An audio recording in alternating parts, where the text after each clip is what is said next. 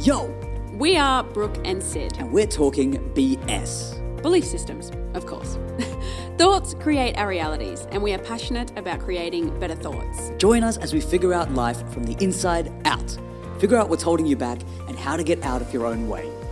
Come join us as we talk BS. Hello, legends. Yo! So what is up? You are welcomed back to yet another episode of Talking BS with Brooke and Sid. And today we have a special guest, Sure Miss do. Aisa. Welcome to the show. Hello. Miss Aisa Rodgers. Now today we're covering all things grief and loss. And the reason we brought Aisa on today is because she is probably the most bubbly, loud, excitable, happiest human that you've ever met, but has gone through probably one of the most difficult grief situations, I would, in my opinion. Sid, this is news Something to like you. that, yeah. Yeah. So me and Aisa did full time together a couple of years ago. That's how we know each other. And yeah, I remember the story quite vividly. It's something that will blow your mind. Yeah. And when you truly meet Aisa for who she is, you'll be astounded by the growth in which it would have taken to overcome something like that. Yeah, a lot of growth. A lot of growth. A lot of healing. It wasn't It was easy, a roller coaster. but yes, we're Yeah. sunshine now, so it's all good. Yes. But Before I mean, we get go. stuck into that Yeah. though, shall we just have I just want to touch on what grief is. Yeah. Kind of on a wider scale. Yeah. Before we kind of launch into the story Yeah. itself. 'Cause this is a story I don't know. Yes. Yeah. Well, I think I actually Googled this yesterday because I was like, Homework. Well done. yeah, well, 4 I was points. like, well, I know what grief is, but Yeah. I'm like, what's the actual definition? Yeah. And Yeah. by Google's terms, it's just intense sadness Yeah. Okay. and loss. Yeah. But I reckon it can't be put into like a box. No. There's so many different things you can grieve. Like it's not even just people or No. people that Yep. you lose. Like you can grieve memories Yeah. or a time in your life that you're like, oh, that was a really awesome time. Yep. And it was just it's more so missing Yeah. the person or the memory that you're like, oh, I'm actually grieving that moment. So Yeah. grieving and grief, I feel like is so broad. Yep. Yeah. So And broad. people experience it so differently Yeah. as well to the next person. Like me, my sisters and everything, my mum, we all went through the exact same loss. Yep. But we all different, all of us handled it and felt it completely different ways. Yeah. So Yeah. yeah, Google says it's intense loss and sadness. Yeah. Yep. But yeah, And it's not just of so broad. It's not just of something physical. It can be of Yeah. if you hoped for a potential future. Yep. Yeah, Say literally. if you were, I don't know, maybe if you had a miscarriage or something, that's Yeah. losing a potential baby that you would Yeah. have had, and that idea of being a mother, that's grief in itself. Yeah, and I've heard a lot of people with, I hate to bring it up, but COVID and everything, they had Yep. their dream jobs. Yeah. And Huge. then no Yep. dream job anymore. Yeah. Yeah. And timely that's to talk about grieving as well. Yeah, timely to talk about as well because this podcast goes globally. So we've got listeners Yeah. all over the place. We've been so lucky here in Australia that we've been Yeah. able to come out and we almost feel like the pandemic is behind us. But there are people who are still dealing Yeah. with this and still dealing with loss in a very real Yeah. sense. It's almost like we're grieving for 2020 and 2021. Yeah. Yeah, Like, Yeah. absolutely. There's so many different realms and spectrums of grief that I feel like Yeah. Google, you need to get on there and change the definition. Yeah. I'll write it for you. Yeah. Which I think we'll But yeah. dive, it'd be cool to dive into after you share your story as well. Yeah. Just what some of those other realms are, because I think we've Yeah. all experienced Like that. when someone takes something off the menu and you're like, where is that gone? My heart. Don't come back here again. That is... You know what? I actually never thought of that. It is sad. You 100%. It There, is my the favorite worst acai heartbreak. place has stopped making the chocolate mousse I love, And and it devastating. hurts so It's much. physical. Are you experience intense sadness? I do. I do. That's grief. I didn't think of it that way. It's just little grief. Yeah. Yeah. So Yeah. so many different And so many different scales. things. Yeah. And it can, like you said, different people can experience it differently. It's such a personalized thing. Yeah. And your trauma is your Yeah. your trauma. It's your perception. Yeah, and I think so many people, like with the grief and everything, I think we'll probably touch on this later as well, but like a timeline for grief as well. Yeah. Like there's no real timeline. It just It's comes part of and your goes. journey, It's yeah. like just Yeah. something that you either kind of maybe learn to deal with, or you find a new acai bowl. Yeah. Like, it's kind of just something like that. I don't think there's any set timeline with grief and things like that as and well. I feel like, do you ever go back to the person you were before? Yeah, grief? exactly. Like it's just kind of like It's a just different, a different path yeah, now. Yeah. You take it on and you kind of take it in another direction where your life heads, because it's a change. It's a massive change, unless it's just an acai bowl. Yeah. And it's something that can be gotten over, unless you said and you really are offended. Can you not belittle my experience? Please. Oh gosh. Okay, so let's just get stuck into it, all right? Okay. Let's tell our listeners Yeah. this grief story, Yeah. because it's something that is so heavy, and then when they hear about how you've overcome it, I think that's really inspirational for a lot of people. So let's go, Ace. Thank you first. I think I'll probably start from the start. So I've got like about 7 years here. So to make it short, 2003, when I was, how old was I? 6. I'll say 6. I lost my first uncle, one of Dad's younger brothers. The year after that, we lost his other younger brother, so my other uncle.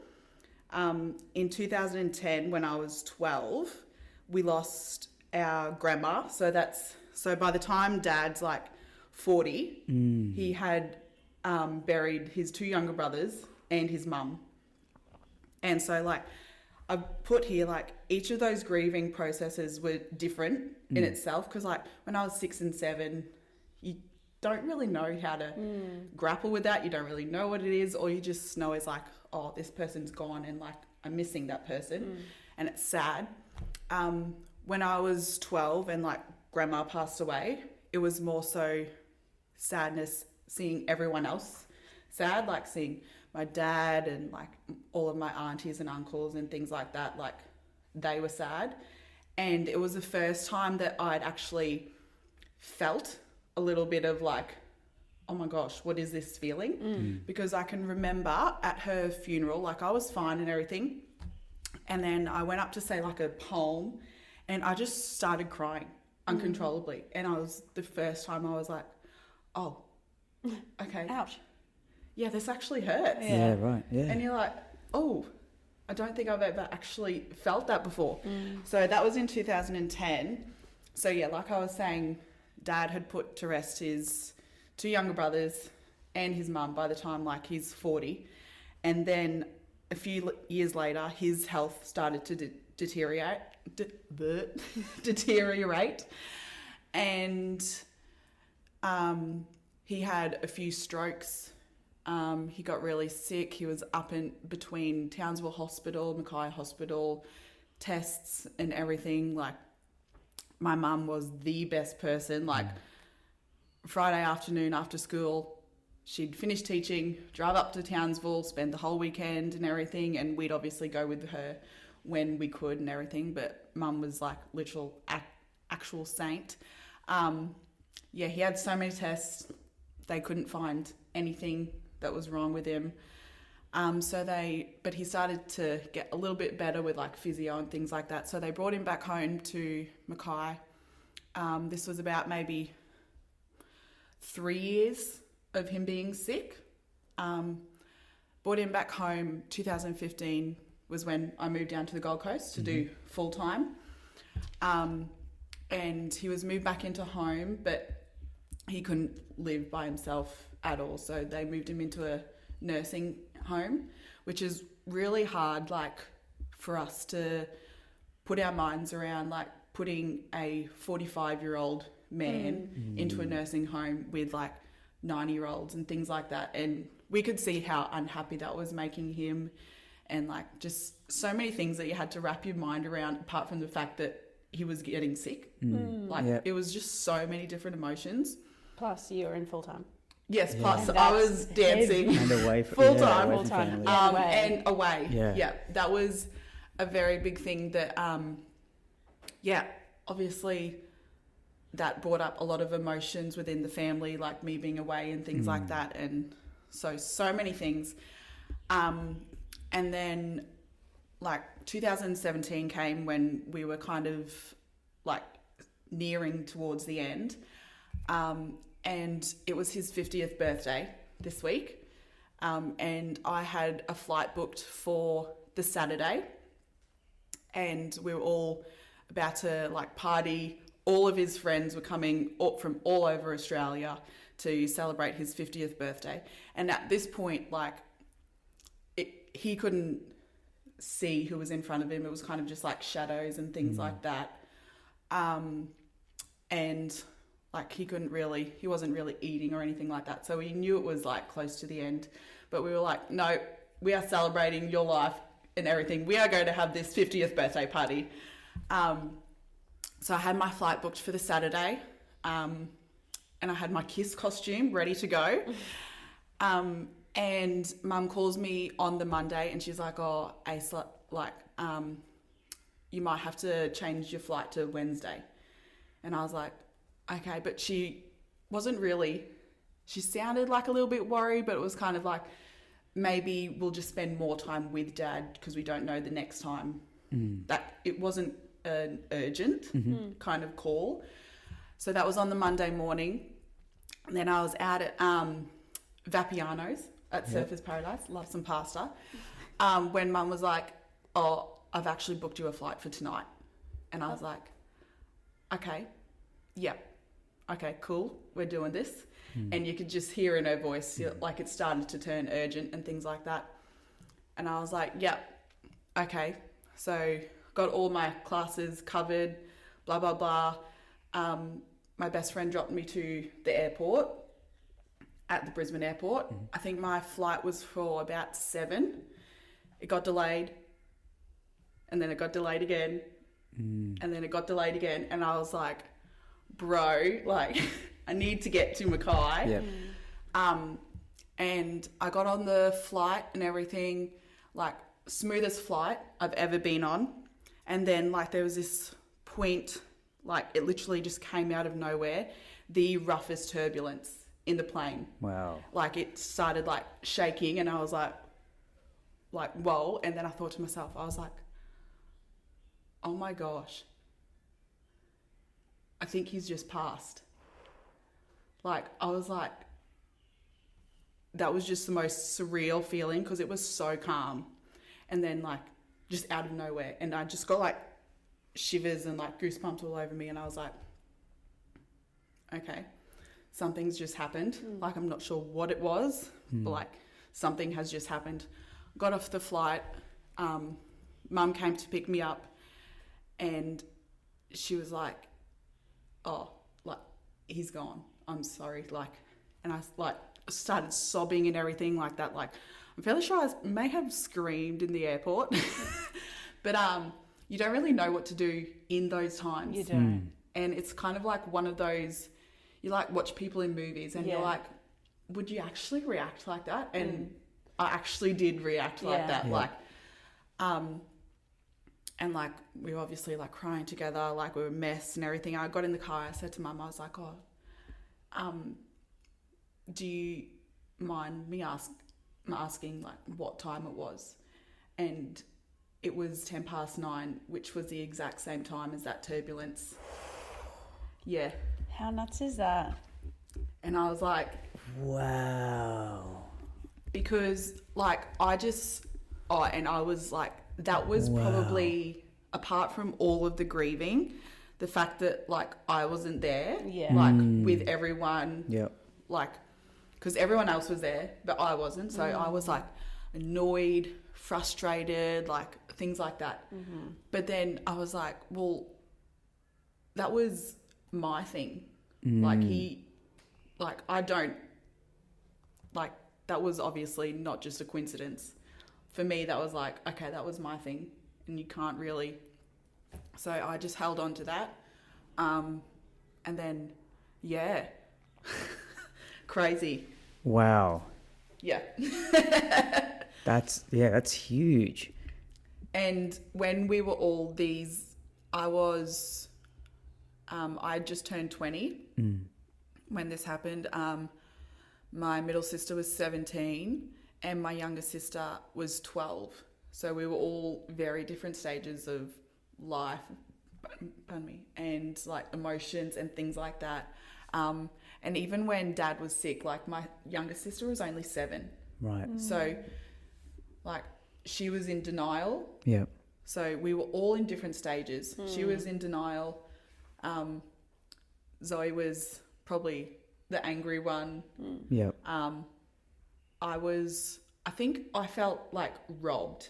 Not for me, but for him, because I can remember thinking like he had fought for so many years and then this is the outcome kind of thing. I was like annoyed for him. I was like, because he was so strong and fought for so long and then this is the end of it. I'm like, so I had to work through that for a while, and then there was like stages of like going through confusion, anger, all of the different stages that you go through. And then a few months later, so obviously that was pretty much all of Dad's family who had passed away, except for Grandpa. So he was living on his own. And then a few months later, he passed away because I think it was like one of those things where, like, you know, you hear of wives like the passing grief away and kind then of, yep. So I think that's what it was like. Once Dad passed away, it was like that kind of same thing, and Grandpa passed away. So there was like the whole family. It's nuts to think about. Like every time I tell the story, I'm like, this kind of thing just doesn't happen. Like I'm like, in that timeline, like for it to be one after the other. And I mean, we talk about, you know, we feel grief when we have an event and then it takes time to process it. You don't expect to face another event like that. Literally. I think straight away. I can remember when Grandpa passed away, because Dad's was still so raw. I don't think too many of us were processing everything that was going on because we were still trying to process Dad's. So when Grandpa's happened, it was kind of just like a get through it, survival mode. And then the year after that, 2018, was when Mum's mum passed away. And Stop it. Wow. So, and that loss was exhaustion. We, like me and my mum, were so exhausted. And it's kind of to a point where you're like, kind of like numb, tired. You're like, this is the kind of grief that you're like, oh, I could just sleep for 100 years. Like, so tired. So lots of different stages within, like, so going from experiencing loss when I had no idea what it was to experiencing it because of everyone else around me experiencing it, experiencing it firsthand, and then keeping going, surviving, and then just being really tired of the emotions. So you've really done the full circle. You've really felt the GR. Like the Every intense sad and sadness and loss. You should rewrite that Google definition for show. So it's been a wild ride. So then I guess let's go from that last one, that place of exhaustion and survival. How do you get from there, that complete despair, to how do you get through that? What's the first step? I had to, I guess you just have to go back to basics. Making myself feel comfortable, like, and safe. Like, safety and comfort were big things, like things that made me feel home and things like that. Like warm meals, just like literally back to basics and taking it one step at a time. Music. Because that's something that connects you to your dad too, right? Yeah. Like your dad 100%. Yeah. Big connection with that. And finding things that will make, like, you see a little bit of light within those times that you think there is no light. Yeah, because it is just putting one foot in front of the other. Hey, literally you can't is like think, one how am step I at ever a going time. to get over this? Because the feelings are so detrimental. Yeah. It's like, you try, like in every normal day life, think about what am I going to be like in a year? Am I still going to be this sad? But you can't think like that. Yeah, no. Now, being an experiencer fully of grief, I think people who haven't felt grief find it really hard to say things to people who are going through it. I have a note. She points at the notebook. I can remember, not too much now because it's like I understand that people were trying to just make me feel better and things like that. Yeah. But when everything was hit hard, I was quite annoyed at people trying to not necessarily understand, but then like bringing on experiences that kind of didn't really correlate to what I was talking about. And I'm like, I can remember saying to Mum, I just need people to understand that they don't understand. Yep. Yeah. Like just be there. Yeah. Yep. And just listen. Yeah. Just understand that you don't quite understand what's going on. Yeah. And that's fine. Yeah. Yeah. Like I don't expect you to. Yeah. And someone in grief doesn't need relatable conversation. Like I just needed Safety. Safety. Like I was saying, Yep. I needed safety. I needed comfort. Like I didn't really need like lots of heavy conversations. Yeah, or advice even And really like, do at that time. It's just like you want to be understood for the feelings that you're feeling at the time.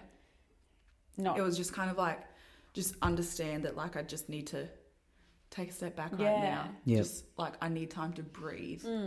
So what would you say, or like what piece of advice would you give to people who have someone around them going through grief? What would you suggest that they say or do? Well, yeah, I think it's more of the doing, like just making them aware that like you're there. Yeah. Yep. Maybe offer them something like that is like comfort or warm to them. Even just being there for safety. Like I knew that like I had a friend and sometimes we would just sit next to each other and just do our own thing. Yep. It was just more of the fact that like I knew they were there for comfort and for safety, but not necessarily just letting me do what I need to do. Yep. Yeah, that you just need to let the person do what they need to do to survive, but let them know that you're there. Yeah, one of the best messages I got when my dog passed away was, hey, look, I heard about what happened. Just know that I'm thinking of you. Don't feel the need to reply. And I think the reassurance of other people around you to be like, I don't need anything from you. You just do you. Yeah. Right? Like when people expect you to, or I felt so compelled to reply to so many people because people do reach out when you grieve and when you experience loss, people do reach out, but you don't have the capacity to then continue to give at that moment, right?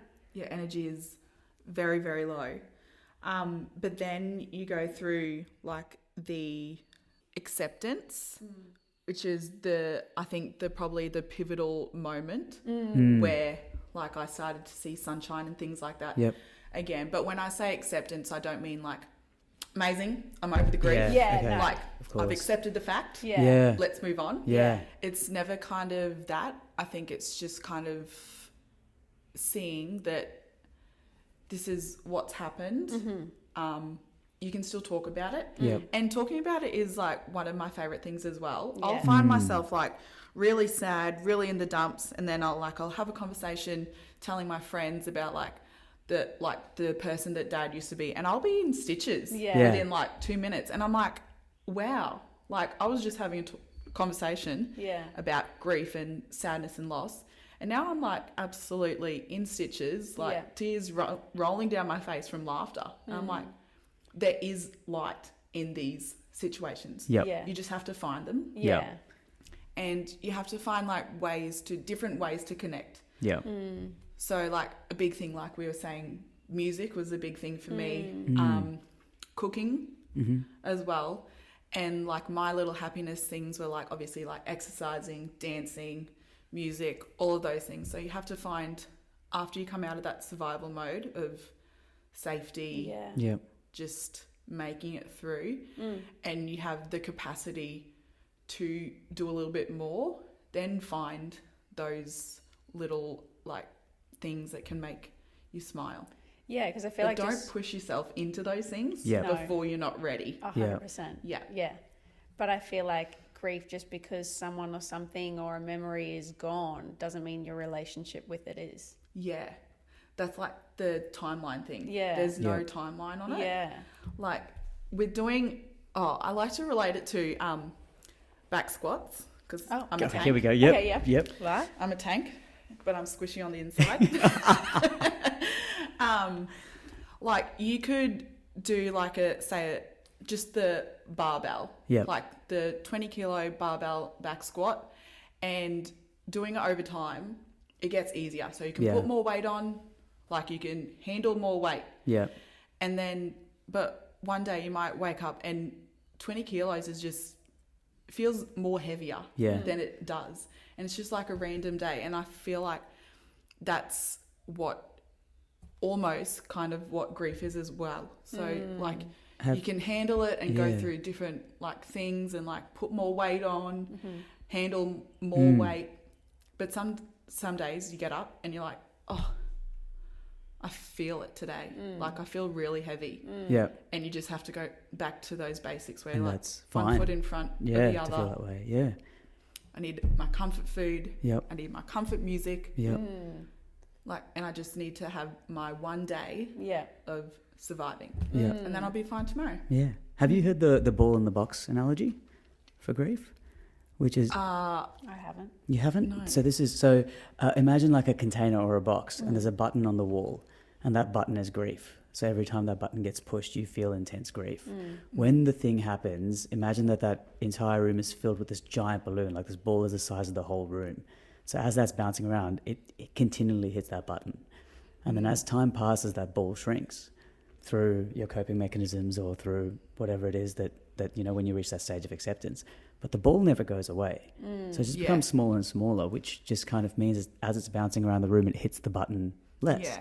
But when it hits the button, it's just as intense. Yeah. And it's letting yourself kind of letting that ball shrink and doing the things to let the ball shrink. But, you may go a year, 2 years, you may go 10 years without thinking this thing, and then suddenly that ball hits that button and you're suddenly broken. Yeah. And in that moment, not feeling any less than, but allowing yourself the vulnerability to just, that's part of the process, feeling that grief. Yeah. And accepting it as part of that process. Yeah, literally.